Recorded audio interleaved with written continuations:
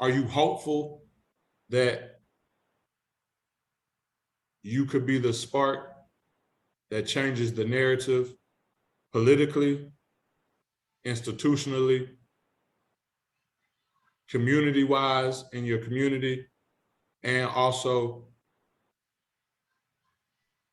nationally? Because as we all know, Chicago is the stepchild that everybody likes to talk about, but this is happening in all inner city communities. This is happening all over America.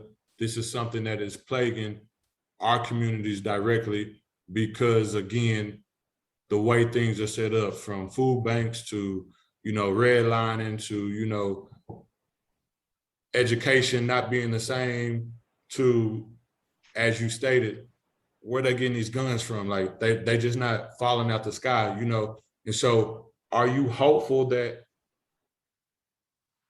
you can be the catalyst in your community, or as your nonprofit goes, your block, your hood, your city, that actually gets things changed? Because I heard you say that you're aggressive, and being aggressive, especially in that city, I think is what's needed and what we lack a lot of times. We're passive aggressive most of the time. We're sitting back waiting for somebody to come and hand us something or to help us versus going to seek the change that we want. So are you hopeful that you could really impact your community the way that you hope to do? Yeah, man, I'm over hopeful, bro. I over believe. Like I said, I didn't know a food stamp wasn't real money until I put one in a pop machine and it broke. Like that's how I found out I was on welfare. Right? Like me and my brother used to break into houses to eat cereal. Like, you know what I mean? Like the first time I ever had lasagna was when I broke into a house and I ate it and I was like, this is what it tastes like to be rich. Right? That's how I grew up. All my cousins went to jail. The people that taught me how to play John Madden and Bill Walsh football, they in jail for 40 years. Those are my role models. Taught me how to use chapstick and swim. Those are my role models, bro. I went from that to being a Chicagoan of the Year and having one of the most impactful nonprofit organizations in the country. I went to the All-Star game with Barack Obama. Like, you know what I mean? I went from that to that. So I know my life ain't mine. I just know that if I study as hard as I can, if I remain humble as I can, if I do more than people expect to make a best investment in my future. And I know if I ain't no sucker, that God is gonna continue to like lead me. So I want my life to be used to bend history. Like that's all I want to bend history in my life. And so yeah, man, hell yeah, I'm very hopeful. I believe I'm gonna win, and I believe I could be a president. But at the same time, man, I just got to make sure that the symbolism of my position leads young Black men and young Black women to say, hey, man, I could rise above my circumstances too. If he can do it and he can still spit hot 16s with J. Cole, then I know I can do it. So I just gotta just stay in tune with the community. Hey man, you all right with me? This is my last question as well, man. I think you give me the fire of Malcolm X, so I definitely think that's dope. But the way that you're able to connect the community gives me Chairman Fred Hampton vibe. So give me that perspective that I'm pretty sure that you've taken, because I've looked at a few of your videos. How's that gotten you into those rooms or those conversations that people may have avoided just based off of what you present in the walk of life that you come from?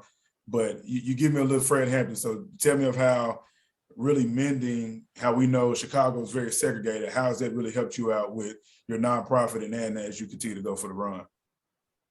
Yeah, man, Chicago is one of the most segregated cities, unfortunately, in the country. The distinction between the Black, the brown, and Hispanic neighborhoods is super visible, and that's caused these diverging or these separate community areas. That racial division is important, not only because it signifies like a lack of cultural integration, but segregation, it creates social and economic just like struggle for people, right? And there's just a lot of struggle. But as far as like Fred Hampton, come on, I take my students to visit the West Side Justice Center every year. And Fred Hampton, he started the food program, right? That free lunch program, like he was running nonprofits before nonprofits were in existence, you know what I mean? He was young. And so I have an Explorers program that's modeled off of the free food program. And so, yeah, man, And even Congressman Rush, like I said, he was a member of the Black Panther Party, and I have nothing but admiration for them. But what I took from Fred Hampton, man, was that he wasn't afraid to speak his mind. He wasn't afraid to meet people on the block level. He had a track record of helping people, and he always showed up. And so when I look at my race, that's what it's all about. It's about running the race with purpose and passion, with hunger and humility, with energy and empathy, and also just revitalizing the spirit of the South Side of Chicago and bringing about change to the first district. So yeah, Fred Hampton is a legend, man. Stokely Carmichael, Malcolm X, Martin Luther King, like Robert Kennedy, all those people, man. My dad played them on a record player growing up. No music, just always the speeches. And so I grew up listening to those people, and man, I mean, God is great, bro. God is great, and I'm living my dream. So. Yeah, you can definitely tell he raised a real one, man. So appreciate you, brother. Thank you, bro. No doubt. Now I noticed your T-shirt. It says Medicare for all. Yeah. What is your plan and explanation behind that? Yeah, well, I mean, healthcare is a human right? And so it's time for us to pass Medicare for all. Nobody should have to ration out their medicine because they can't afford it. Like some people avoid going to the hospital altogether because they got to choose between a copay or a hidden fee and paying for some groceries, right? I just don't believe that no family should be crippled by medical debt, but that's the #1 reason that people go into bankruptcy in this country is medical debt, right?